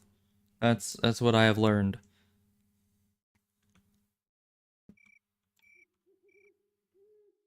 Alright, and these should give a bunch of XP. Because some of these, I think 2 of these, I've never even turned in before. Well, I don't even... they might be out of order. Probably out of order.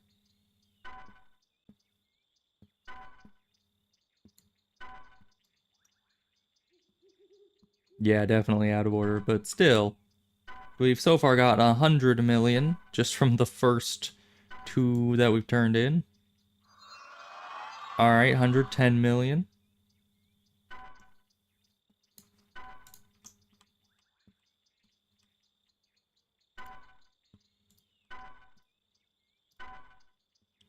So total, probably 164 million or so. You guys can go in there. Alright. This is all over the place as well. You know, they also have a banking system. I don't know how it works, but I know you can put like certain currencies into a bank. You know, he's gonna fill our streets with banks, as they say. I don't remember the whole quote, but I'm sure you know what I'm trying to say.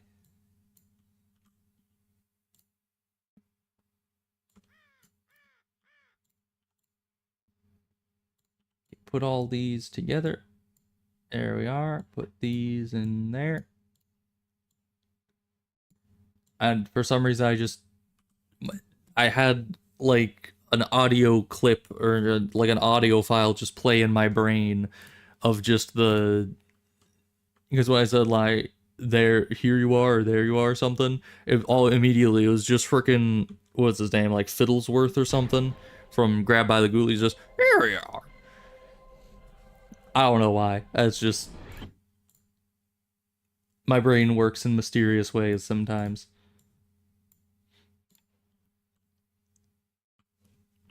Okay. Where am I going? Probably Iraq. That's where I was going. I need to turn in all these. Also, why do I have a bunch of these? I think I picked them up because I didn't know this isn't Iraq, this is Holtberg. I need to actually pay attention. I am tired and lagging, evidently. Luckily, I know the lag isn't on my end because Ethernet connection now, so I never have to worry about lag again, really. Let's see. Collector to take all these letters, which is going to take a minute because I think, yeah, we don't have enough to be giving them away in tens. So we're just going to have to sit here and wait for each and every one. But that's fine.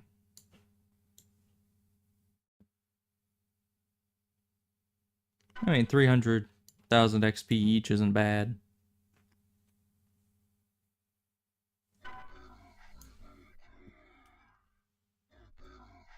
Only one more. There we go. Stack all these up. I need to go and spend all these. Probably. Let's do some inventory sorting. So first of all, we have our weapons, which we're wanting to keep. So we put those in there. House items. Key, probably keep. This we're keeping. This we're keeping. These we're gonna put in here as well as mana stone fodder. Until... not there. Until later on. Okay, now we have money. These that we're gonna sell. This we want in there.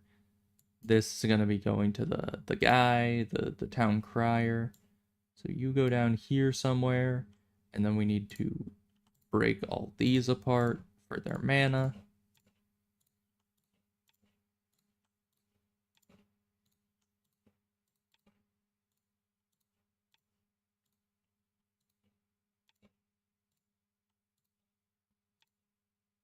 Okay. And then these are all gonna have to go to the town crier probably as well. Got 2 rares. Anything else? These are for selling.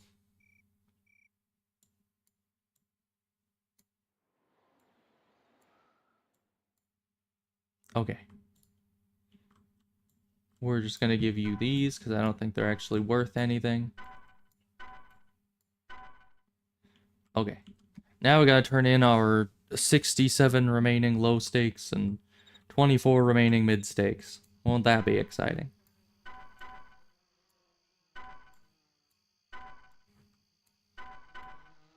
Of course, it's... I always have a hard time selecting these while they're moving. You gotta get into like the rhythm of it so it doesn't catch you off guard. Don't give it to myself.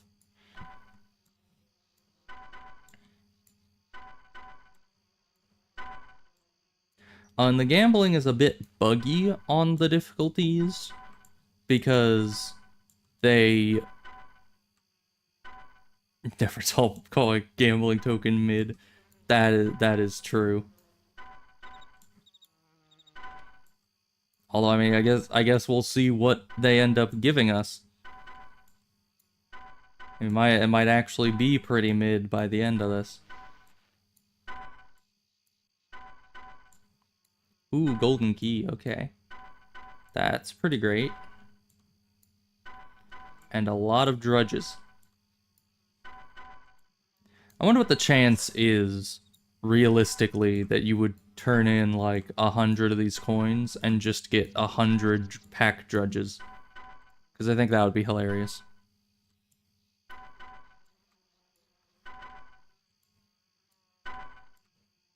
Ooh, another key. That is good value right there.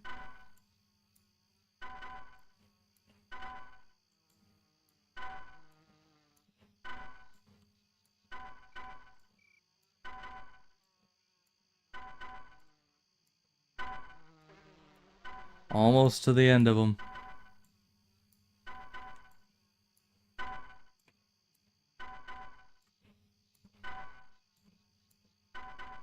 Then we gotta sort through all this as well. There we go. Oh, that's a lot. Alright, so some of these we'll be able to stack and we'll be... Oh, they're all stacked. Good. But some of these are jerks.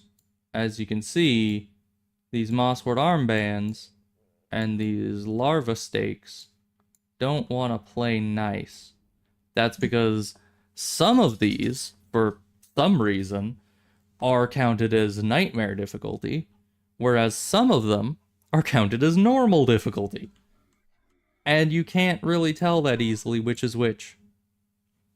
So, it's very bizarre.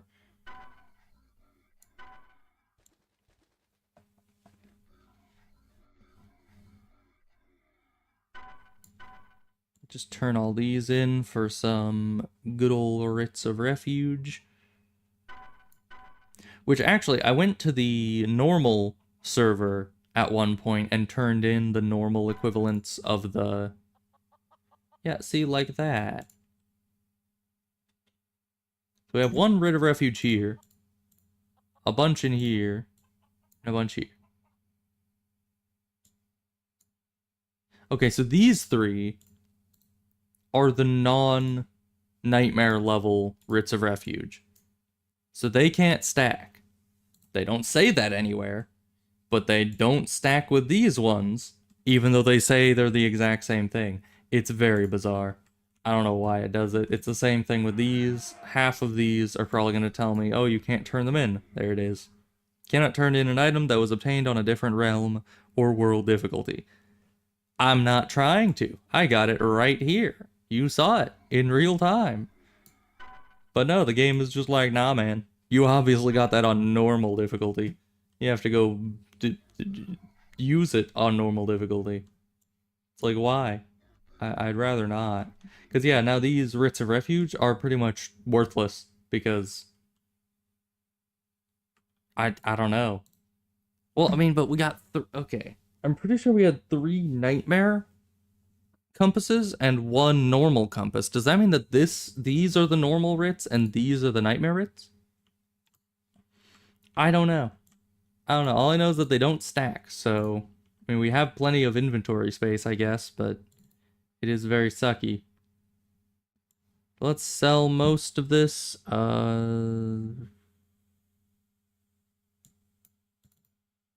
Yeah, I think all of that can just be sold. Thank you. Come again.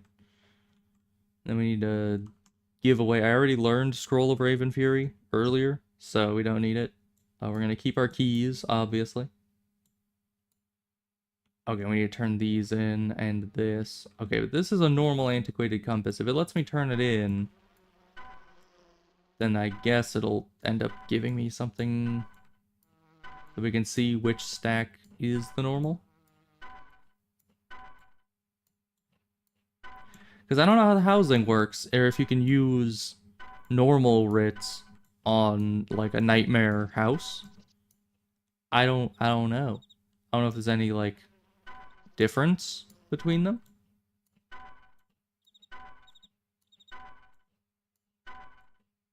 Get all this random food out of you. Nobody needs it. Then we'll turn these 2 in, and then use our 2 keys. And then we can use our mid-stakes gambling tokens. And that'll be delightful. Oh, we still need to give it... I keep forgetting to hand in the list of hunted creatures. Oh, so that one was obtained on a different difficulty, and so were these ones. Okay. So these are basically useless. That's crazy, though. I don't know why it does that with the gambling specifically. Most other things that you find in the world are very consistently tagged as what difficulty you got them on. You know, like Nightmare Season Explorer Shield. Most things are accounted for in that, but specifically with the gambling, it's a bit of a 50-50. Yeah, let's do the mid stakes.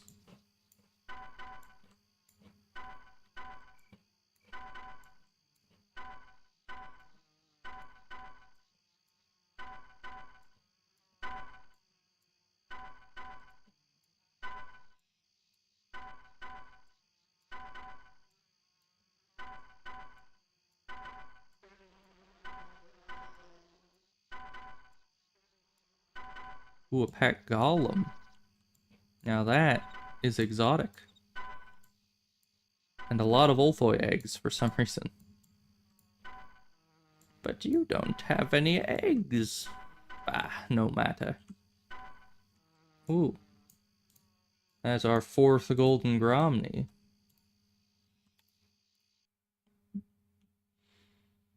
Alright, well, pretty solid mid-stakes. I mean, it's a lot of these coins, some of which are normal.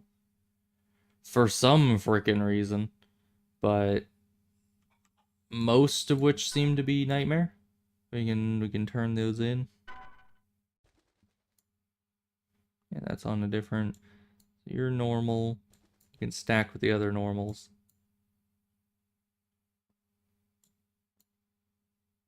It really does seem to be a 50-50. So 50% of everything you get from the gambling is just kind of unusable on the difficulty that you're on. Which is a bit weird. I assume possibly the reasoning behind it is that perhaps... Okay, which stack can you stack into? You can't stack into that. You can stack into this. So this is definitely the nightmare rank writs. Whereas the other ones are the not nightmare. Oh, and of course we have 2 nightmare Ulthoi eggs and 1 normal Ulthoi egg, so they can't stack. Naturally. Just take it all, please. And take these as well, I guess. I don't have any idea if those writs and those items can even be used on this server or on nightmare level, so we're just not even gonna bother with it. Because we're always on nightmare. We don't leave this difficulty, so we don't really need... And I forgot to give the hunted creature list again. But let's go turn this in right now, so I stop forgetting, because it's annoying.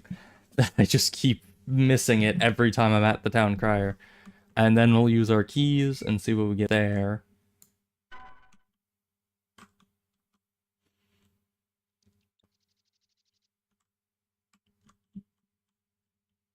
Probably nothing too important, but...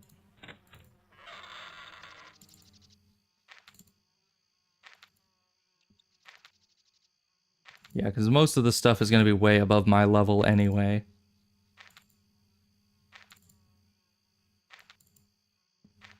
But they sell well. That's at least a plus.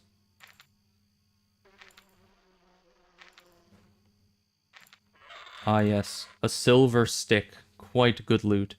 Requires base heavy weapons 518. No thank you. No thank you. I'm never getting that high of weapon skill, like, ever in my life. This reset? Probably. Ooh, okay. Got an XP gem. That's usually... It looks like a pretty big one, too.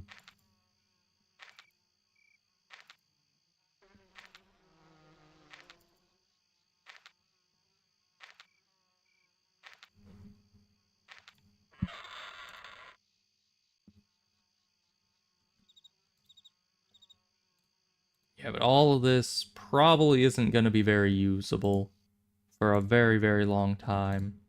And I'm not holding on to it for that long. Let's see. Are these able to be used on this server? Because they don't have a difficulty assigned to them on it. Does that mean they can be used on any server? I mean, he'll take it. Good. And it stacks. Alright. And then how much is this? 50 million. Yeah, I'll take that. Thank you. And of course that gets boosted up to 180 million because we're on nightmare difficulty. So that's... Oh boy. That's a lot of money. Alright, we're gonna just sell everything because we do not care. And we don't care about potions either. Who needs them?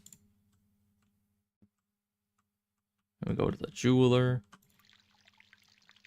Sell everything we can here. Not our golems. We want our golems.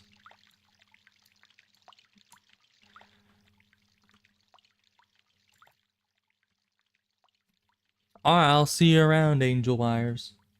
Hope you have a good day. Talk to you later. Yeah, and I'll probably not be streaming much longer anyway. I'm pretty tired today. What am I here for? Trade notes. 4 MMDs. Oh, and I never even sold my peas. I don't really have to, but might as well. Here we go. We have a lot of Mana Forge keys. I don't know what I'm gonna do with those, aside from open Mana Forge chests, but we'll see. Alright. You know, I'm probably just gonna use this for like everything for the next long while. Because it's just too good. And then by the time I'm done using that for everything, it's because I'll have hit level 120 and I'll move on to this, which is even better. Somehow. Okay, let's spend our stuff before ending off. I think I need to get these each to 30. There we go. Okay, now those are at 30. And what are you at? 443. It's getting very expensive. Let's see. What's the next thing that's easily divisible by 3? I think 12. Probably. So one more of this. It's approximately 120. So 120 divided by 3 would then be 40? Do we need to get each of these up to 40 million each? Slow and steady. Just need the weapon skill. Although I guess the weapon skill isn't as important anymore. We could probably invest some into our dirt cheap other skills now. But I want to be able to wield my Atlan weapon. I got it so long ago now. That was like yesterday. And I still just can't wield it. And I am wondering what major Atlan weapons will look like. Because I don't know if quest weapons go above this. I've never seen a quest weapon above this, but I've also never gotten a quest weapon that has a higher requirement. Because I'm just not high enough level to do those quests yet. But we will see, I suppose. I still have a few things that we need to do eventually, like I want to do the Sanguinary Aegis quest, I want to do the Spear of Bitter Winter quest or whatever. We need to get a lot more coins. But that can wait until another day. So we will be back. And hopefully in between now and then I will have had some wacky adventures on the server and gotten all sorts of good XP and loot. Which I probably will. You know, as I keep leveling up, I keep getting stronger, and we're very quickly leveling. I mean, I don't think within 3 days of starting on a server have I ever gotten to like 100 plus.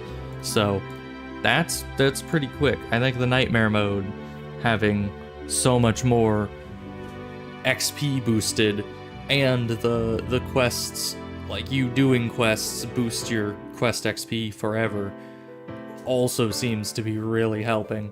Which, now that I think about it, I don't know, I feel like I should go through, maybe once I'm higher level. You know, once I'm higher level, and maybe around 200, the quest will start giving 3 tokens every quest. I don't know, because after 100 they started giving 2 every quest instead of 1, so I'm thinking that trend might continue and it might give me 3 tokens per quest by level 200 or so. I'm not sure on that, but it seems consistent.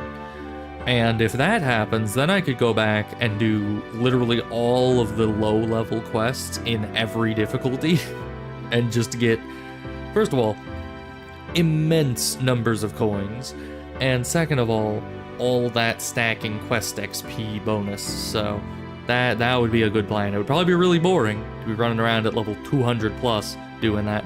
Or I could even just wait until my first enlightenment. And then it would probably be the same thing. Although I don't know if I'd still get all the coins out of it. But by then I might have already done so many quests, I've already gotten everything I want with the coins. I don't know. We'll have to see. Anyway, I will see you guys next time, which may or may not be tomorrow. We'll see. So, goodbye.